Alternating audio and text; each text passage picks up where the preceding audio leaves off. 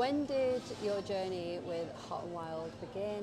Well, it began October last year when I used to be self-employed, so I was working in Belgium and I tried a poke bowl for the very first time. I'd never found something that was so kind of hearty and filling whilst being healthy as well. And when I got back to Manchester, I was searching for something similar, and all the poke places in Manchester that I could find at least didn't have that many great options. And again, the food was typically served cold.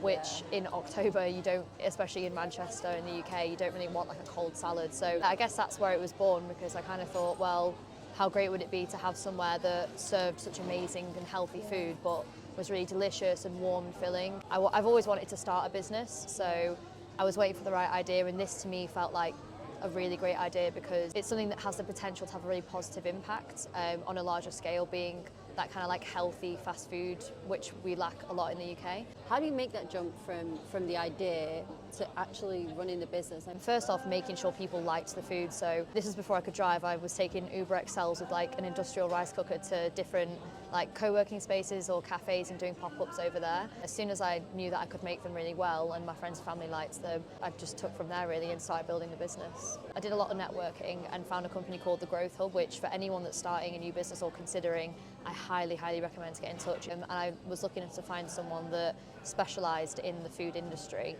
So he really kind of like steered me and mentored me into the right direction. And then I took out a business loan, well, it was a personal loan for business use, and that's what helped me fund it. What have you accomplished since starting this journey?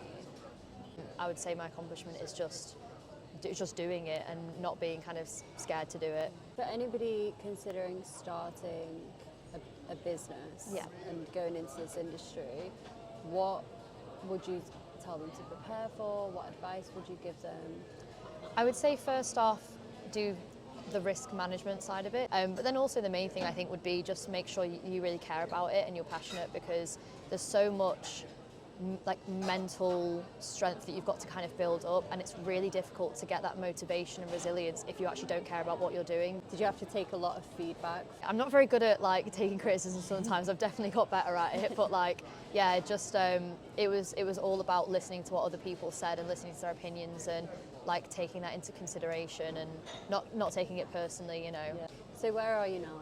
Where are you up to right now? Well, we've been open for 2 months, just opened on Deliveroo, looking at all the other platforms like Uber Eats, Just Eat and Hungry Panda as well. I'm looking into expanding into Liverpool and Sheffield. I also want a food truck for festivals as well.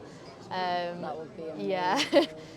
I've also just launched some sushi as well. Sushi and poke go hand in hand. I think generally like just advice to anyone who wants to start a business or is, you know, not so happy in what they're doing at the moment, just absolutely do it.